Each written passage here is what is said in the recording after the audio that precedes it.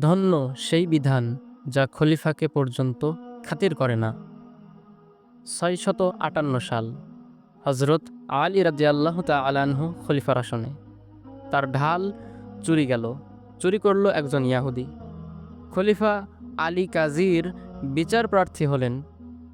কাজী আহ্বান করলেন দুপক্ষকেই। ইহুদি খলিফার অভিযোগ অস্বীকার করল।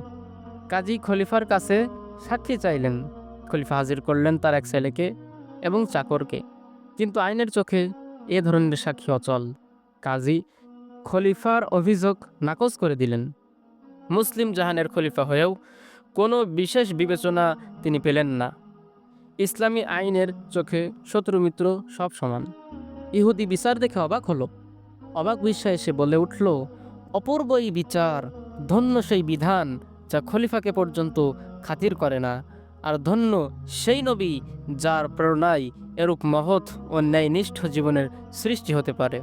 হে খলিফাতুল মুসলিমিন, ঢালটি সত্যিই আপনার। আমি তা চুরি করেছিলাম। এই নিন আপনার ঢাল। শুধু ঢাল নয়, তার সাথে আমার জান, মাল, আমার সব কিছু ইসলামের খেদমতে পেশ করলাম।